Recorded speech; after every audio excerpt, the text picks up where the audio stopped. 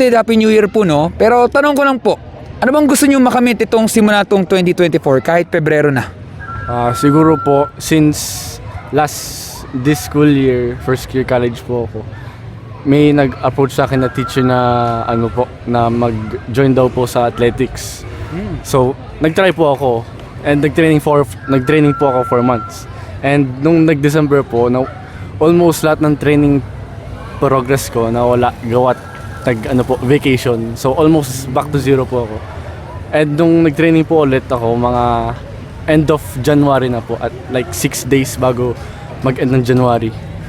At yung laban namin, supposedly February 28 na dapat. Pero na-move ng March 3 to 6. So ayun, sa awa ng Diyos, bibinigyan pa ako ng ilang days para makapag-training pa ng todo. So, dito po ngayon, tinatry ko, best ko ngayon, mag-training para lamang sa sarili ko na at least may magawa ko this school year para din sa sarili ko, sa nanay ko. So, instead na sa grades ako mag-focus, nag-focus pa din ako doon. Mas focus ko lang itong athletics ko. So yun po, at sana po at least 3rd place po sa aming intercampus. And kung di man, at least I did what I can, and di man yung sapat, pero at least I can learn from my mistakes doon. So ayun, isa lang yun sa gusto kong achieve ngayong 2024. At siguro yung isa pa, ma-recognize ako ng family ko, and siguro plus na din kung may magka-partner, yun. So yun lang po. Sige, pwedeng hulaan ko lang to, no? Ikaw ba ay nag-ensayo sa track and field? Yes po, sa track and field po. So ang finofocus ko, ang ko ngayon, tawag ito, category na pinursu ko, or since first time ko lang is 100 meter dash lang po. And nung first time ko mag 100 meter dash, like nag-time to trial po is 16 seconds, which is bad time po yun. Pero since first time, okay lang din. And yung sapatos ko din doon, maluwag pa. At pag nung nag-full speed ako sa lumang sapatos, lilipad po yung sapatos ko. So then yung second time trial, nag-improve ako ng 2 seconds. So ayun, may improvement. Pero yung pagitan ng first to second time trial, ang laki ng agwat. So parang wala. So parang mini improvement lang siya. Yan po sabi ko. Pero sa tingin nyo, no? Na-appreciate ko po yung mga insights nyo, no? Pero tanong ko lang po, kayo ba'y masayahin ba kayo o may dala pang lungkot itong simula itong taon na to? I mean, yun po, masayahin po ako talagang tao. Easily humorous, easily matuwa. And and this year may mga downs na nangyari, not related to me though, sa mga napapanood ko sa social media. And yung isa pa po, may isa pong pinapanood na content creator sa YouTube. And po siya, parang breach of contract po. And dun sa na yon, parang siya, parang sa company na yon, almost nagamit lang siya ng company for views. Gawat nung na-breach niya yung contract, halos zero po yung income niya, or negative po nung nangyari po yun. So ayun po. Pero sa tingin nyo kaya, bakit kaya ang isang tao ay nagiging malungkot? Ano bang pinakamabigat na dahilan kaya? Ang first na naisip ko kung ba't malungkot ang isang tao, it's either something personal sa kanila, like family. Second thought ko is their grades, like gusto nila magka like 97, 98, 96, pero nakuha lang 91 or 92, and iiyakan na agad. And lastly, siguro like, well, yung sa ibang tao, not for all, pero yung iba like mabilis mapikon, like saktan lang, like even small things nakakayak sa nila. Small matter pero big things sa kanila, ganun po. Pero niniwala kayo, sabi kasi ng mga ilang Pilipino daw, kaya daw isang tao ay malungkot o malungkutin dahil walang pera. Niniwala kayo yun ang dahilan kung bakit maraming Pilipino daw malungkot? Well, isa po yun sa mga rason kung ba't malungkot ang tao. Pero kung alisin mo ang ano ngayon, currency sa isang bansa, pwede ka pa rin mabuhay kahit walang pera.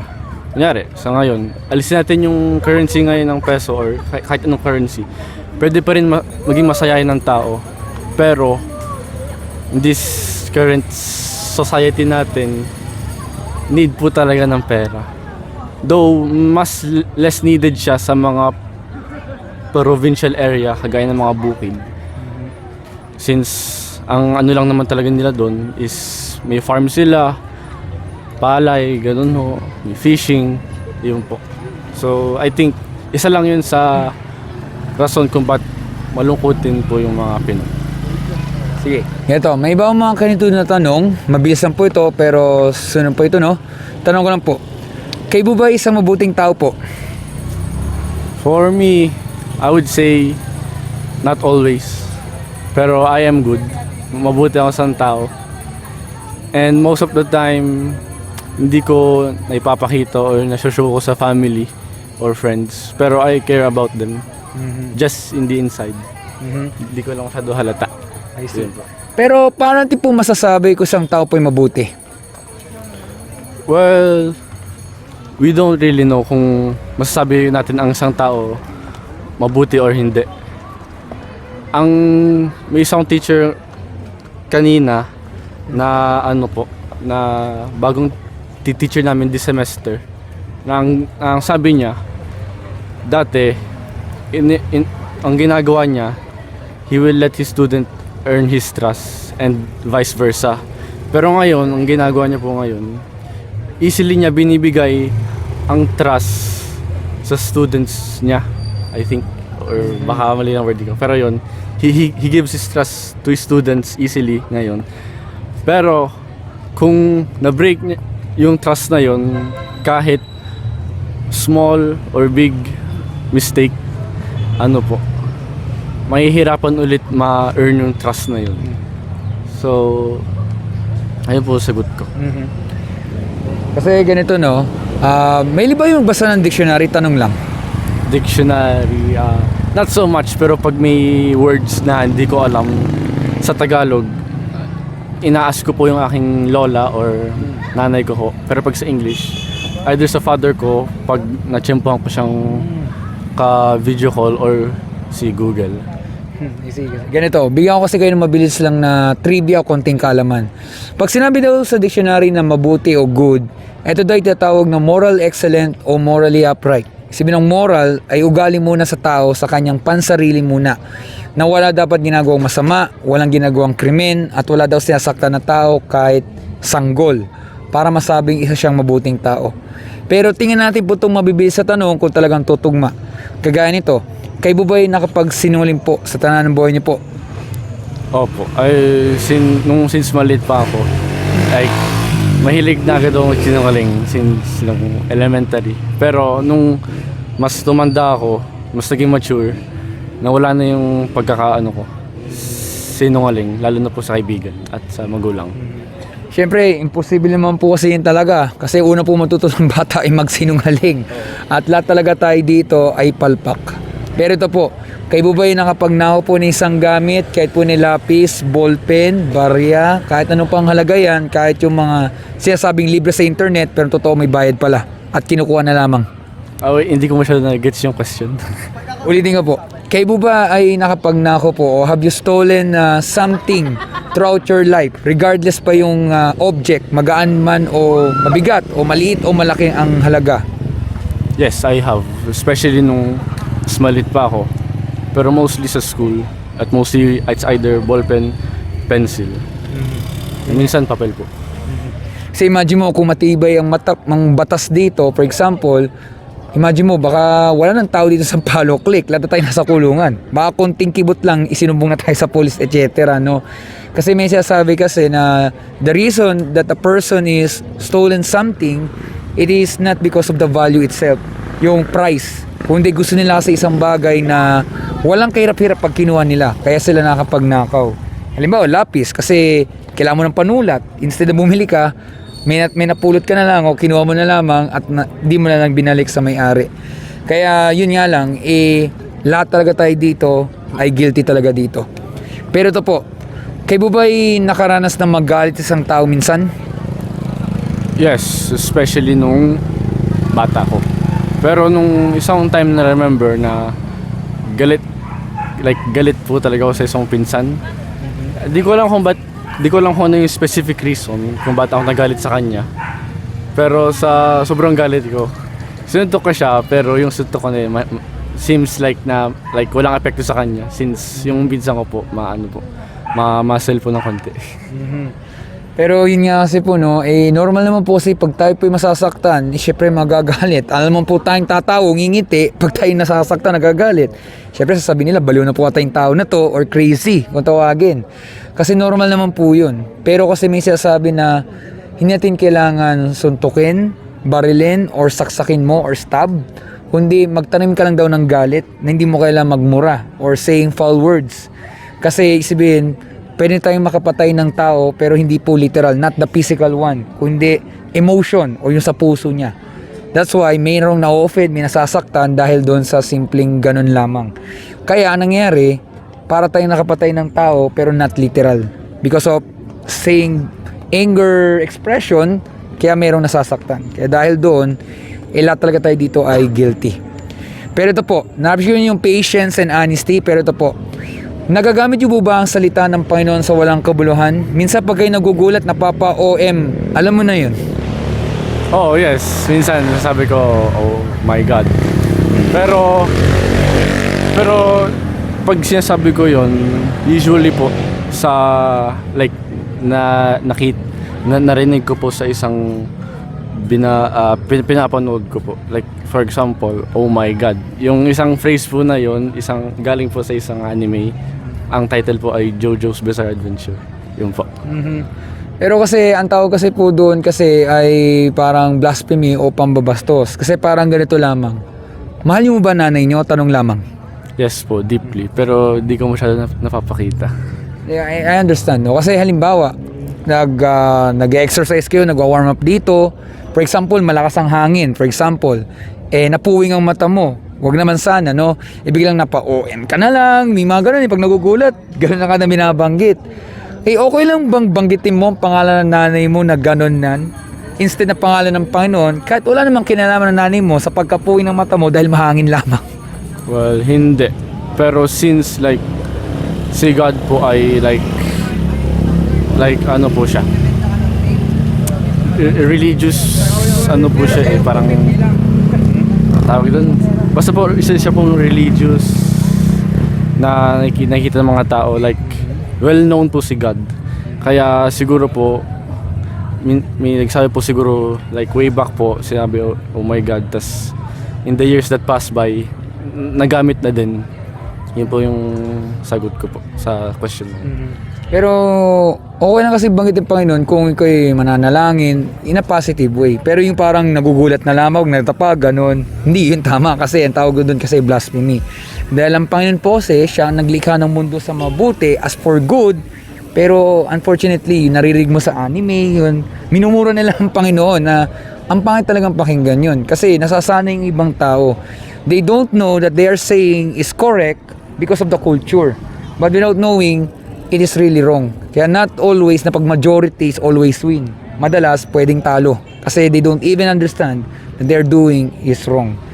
So, I need to clarify, hindi ko kayo ginajudge. Ito ay para lang malaman or to examine if tayo ay good person. I'm referring third person, not only you, all of us, 9 billion people in this world. Sa tingin nyo, kung kayo mamamatay, if you're going to die, o hopefully, wag naman ngayon, no? At haharap po tayo sa judgment day sa Panginoon, in the judgment day of God, do you think you are guilty or innocent? I would say guilty. Though may mga things ako na ginawa dati na syempre hindi pag nalaman hindi po talaga seen as good in society, since lalo na po ngayon isang wrong statement, wrong phrase lang sa Twitter, pwede ka nang mag-backlash.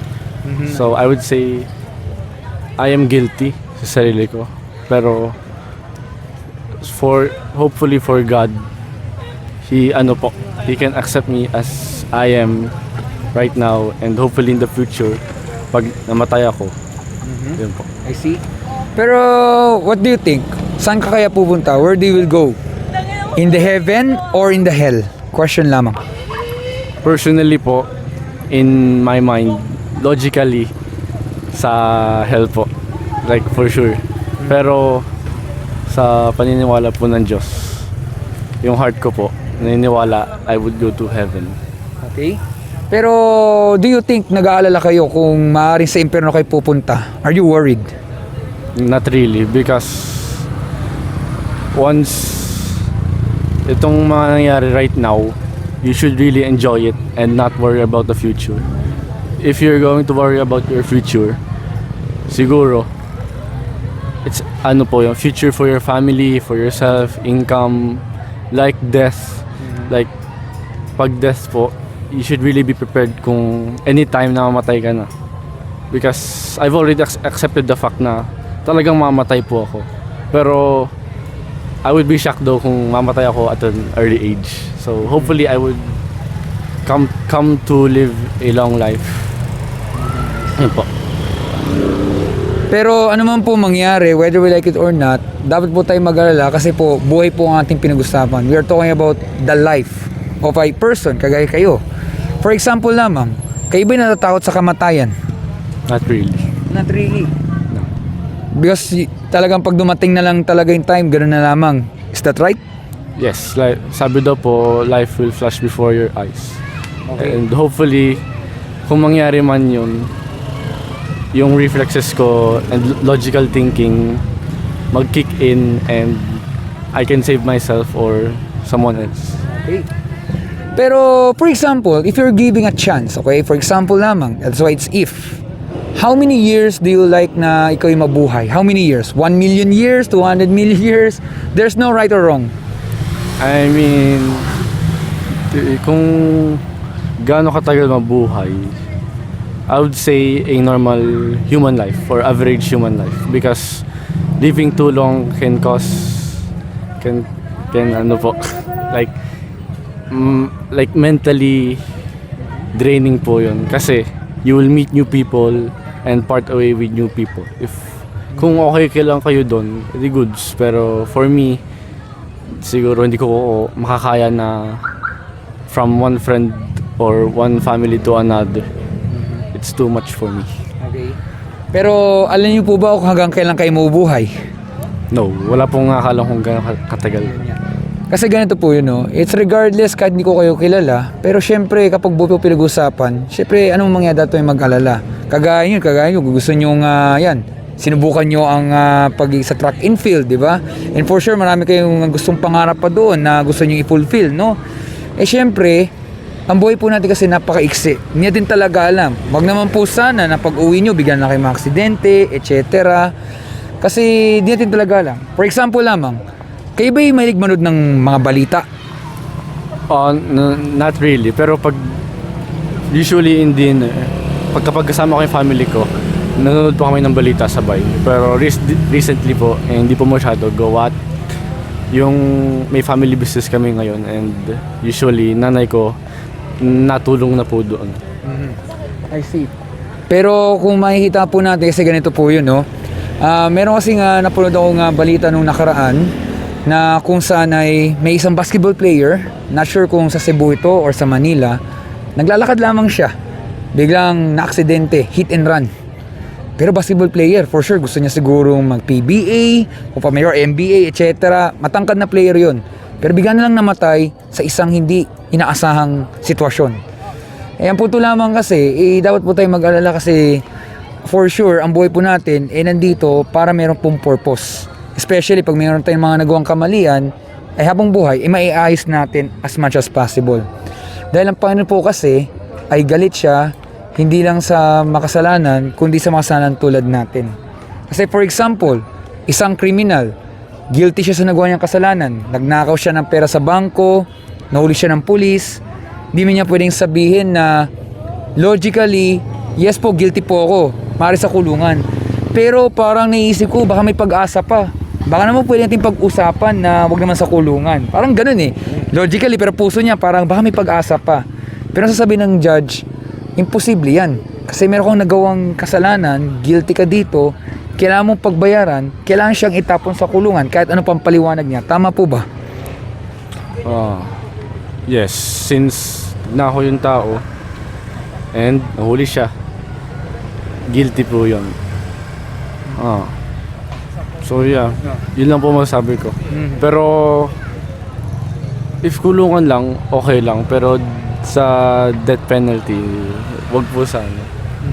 Hindi, kasi ganito lamang yun. Kasi automatically, kapag may nagawang isang krimen isang tao, talagang meron talagang mapaglalagyan, kulungan. Ngayon, sa Bible kasi po, ang mga tao nagsinungaling, nagnakaw, nagtanim ng galit, at iba po mga nagawang kasalanan, magaano mabigat, ay walang makakarating sa langit. Hindi makikita ang kaharian ng Diyos kung hindi itatapon po sa nagbabagang apoy o impyerno. Ano man mangyari, dapat po tayo mag-alala kasi po ang Panginoon po ang nagsabi niyan, kasi i-judge niya, hindi lang kayo, tayo pong lahat. Mataas po ang standard ng Panginoon.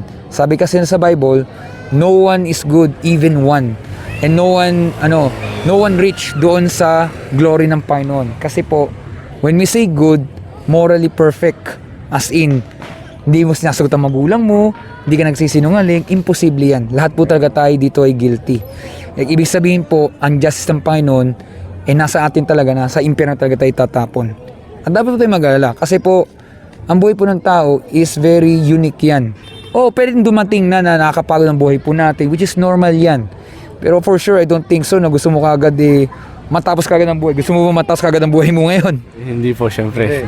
Kasi nga marami pa tayong mga pangarap. Ibig sabihin, there's always a chance. Pero there's no rewind, of course. Pero when we fail, let's moving forward, keep going, keep persisting. Ibig sabihin, magpapatuloy. Kagaya po sa track and field, di ba? For sure, maaaring nadapa ka, nagka-problema ka, pero preparation is there para ma-meet mo yung success or yung finish line.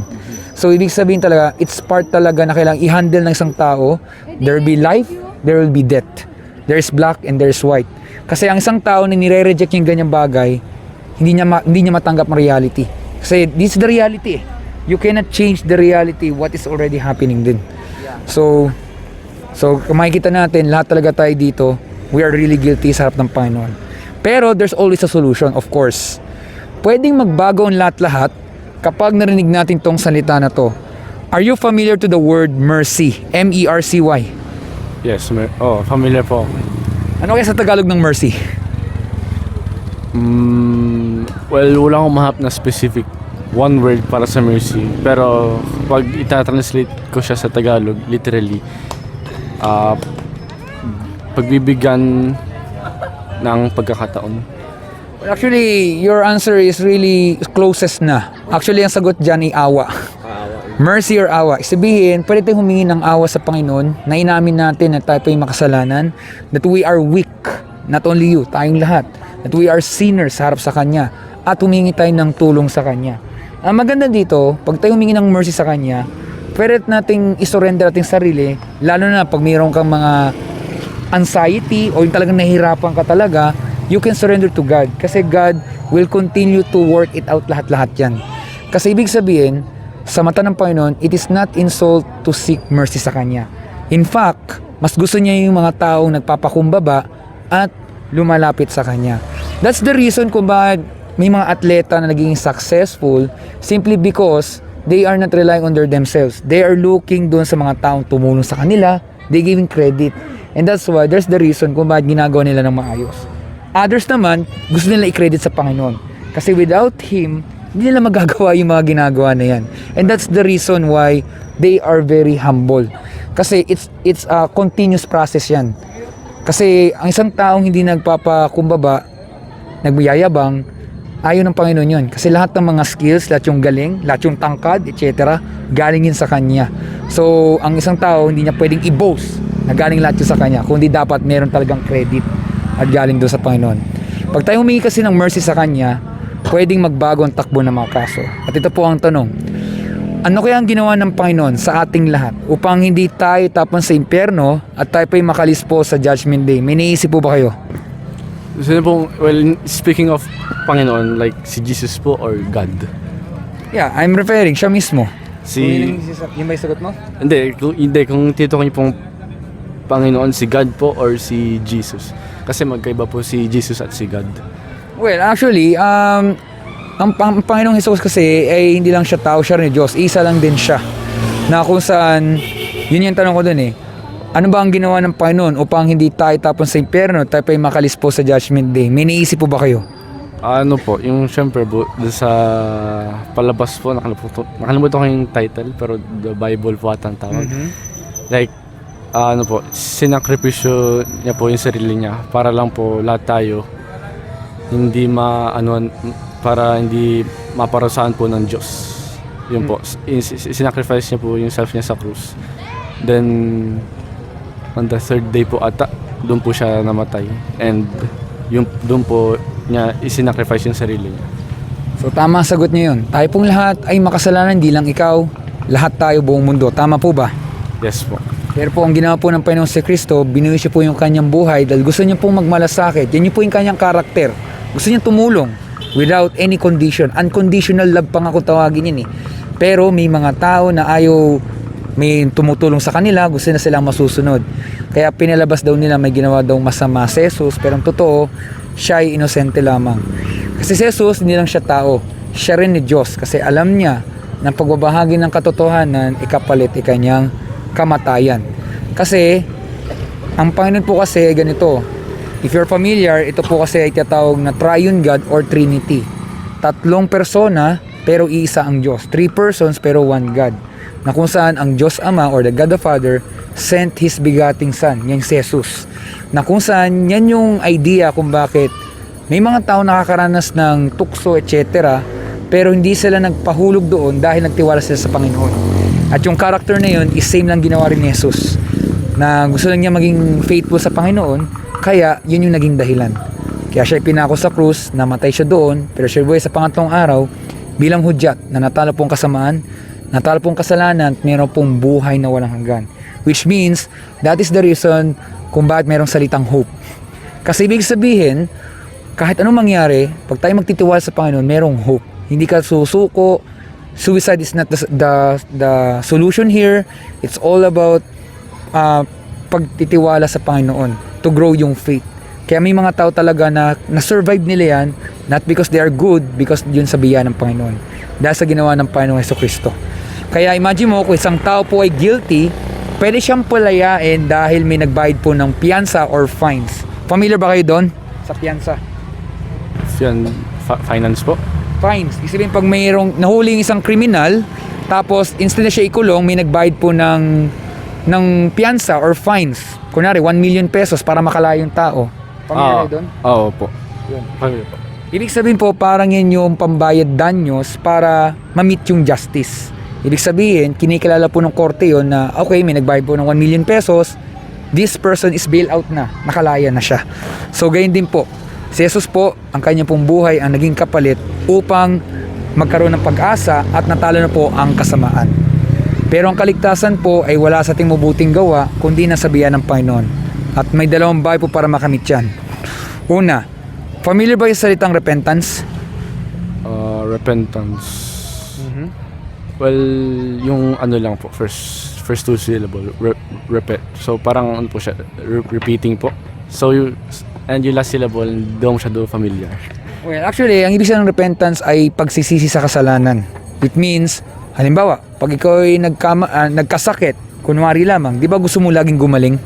Opo, yes po. Siyempre, pag nagkasakit ka, hindi ka makakapag-ensayo ng ganyan. Delikado yan talaga yan. So you really need na ikaw ay fully healthy talaga. Not just injury na hindi ka ma-injured, kundi yung buong katawan mo healthy.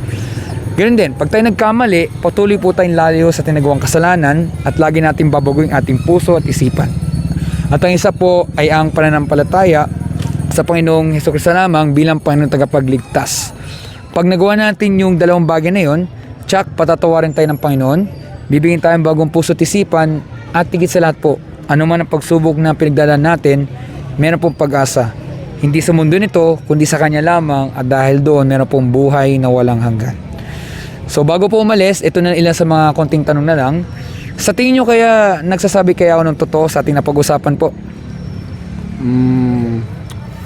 Well, I would say most of it is true though. Pero yung iba po, opinion-based po yung mga tanong and sagot. Okay. Pero sa tingin nyo kaya, pag-iisipan nyo po ba ang ating napag-usapan po? Siguro po, in the, not right now, but hopefully in the near future, like, mabalikan ko yung moment na to and think about life. And siguro pag nag-ano kami ng mga isang group of friends ko nung senior high and nung high school, pagbalik ko, siguro I would talk about na nangyari po to na interview and then discuss things with them. Yun po. Okay. Pero question lamang, have you ever read the Bible throughout your life? Na hindi pa po nakapagbasa ng Bible, pero may mga ilang verse po na may nakita po sa internet, but I mostly forgotten them. Okay. Kasi ganito lamang, di ba? When you are hungry or nagugutom, di ba bibili ka ng pagkain? Tama po ba? Yes, it's either po bibili po ng pagkain,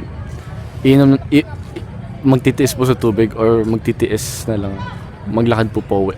Okay. Pero syempre, as much as possible, kailangan mo taga kumain para hindi ka manipasan ng gutom. Ganyan din mo. Kapag kunyari bago sumabak sa isang laro, you need to warm up. Normal po yan. Sana, ganun din po sana minds natin when it comes to spiritual.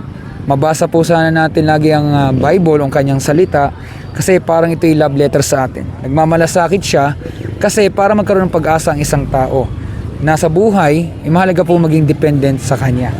Dahil kapag hindi natin nababasa kanyang Bible, parang ganito nangyayari. Hindi natin alam pala ng kalaban natin, maaaring hindi tao. Minsan tukso sa paligid or sin or kasalanan. Kaya tayo nakagawa ng mga maling desisyon. Kaya lahat tayo dito madalas ay napapahamak. Pero when we read His Word sa Bible na yun, napapatibay lang natin, hindi lang yung ating pangangatawan, pati ang spiritual. Kasi we learn to say no, not because sa ating sarili, because gusto natin mag-glorify ang Panginoon. Yan yung idea nun. Kaya mahalaga po may grow yung ganung bagay. Kasi ang bad news, lahat tayo guilty sa harap ng Panginoon. Hindi lang kayo, lahat tayo. Pero mabuting balita ay dahil sa ginawa ng Panginoon sa Kristo lamang, meron pong maliligtas, hindi dahil sila mabuting tao, kundi mabuti po ang Diyos. Sa pagsisisi sa kasalanan at sa pananampalataya sa Panginoong Hesus lamang, sila'y maliligtas dahil yun sa biyaya ng Panginoon. At dahil doon, meron pong buhay walang hanggan. Maraming salamat po sa inyong oras. Meron ba yung katanungan po? May isa lang curious na opinion na mag-usay isang tao. Kapag kunyari, may nailigtas kang isang tao from their death, like kunyari, nailigtas mo sila sa hit and run or naipigilan mo sila tumawid habang naka red light yung pedestrian lane na paglalakad. Do you think na ano po, you should owe them your life since they have that person saved your life? Well, I understand your answer, no? Your question, no? Interesting yung point na yan. Of course, kunwari mayroon kang nakita nga na isang taong nasa bingit ng kamatayan, then yung isang tao, halimbawa ikaw, wala kang alinlangan or you have any hesitation na iligtas yung tao, of course, isa pinaka-automatic sense, yung tao nito, magmamark na yan as a history sa kanya, na mayroong taong nagligtas sa kanya, then yun yung magiging simula na makikilala mo yung tao na yun kasi naging malaki ang kanyang papel doon. However, we need to understand na lahat yung bagay na yan, may kadahilanan kasi inalaw yan ng Panginoon. Na hopefully sana, dahil doon, makita ng tao na instead na ma-credit niya fully doon sa tao, i-credit niya rin to sa Panginoon dahil maaring ginamit ng Panginoon itong tao na to para siya mabigyan ng second chance na kaya buhay pa siya, there's a time to think about it, etc. At maaaring yung tao nito, baka gusto rin niya magbahagi ng patungkol din sa Panginoon. Why not? Kaya yun yung dahilan kung pwedeng mangyari yun. Kaya by first, pwedeng merong tinatawag na doon sa tao na yun. Kasi normal yun eh. Pero as much as possible, dapat yung tao makita rin niya na inaluto ng Panginoon kasi sabihin, merong chance.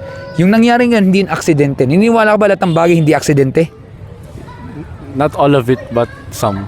Yeah. Pero isabihin, may control pa rin ng Panginoon. Kasi ibig sabihin, halimbawa, yung ganong nailigtas mo isang tao, sabihin, that's a pambihirang second chance yun. Kasi not all of the time, mangyayari lagi yun. Kasi ibig sabihin, his life or her life is not yet over. At binigyan siyang chance para ito na yung time para mag-reflect lalo. That's the reason of all of this. Any question pa ba? Actually, may isa pa actually.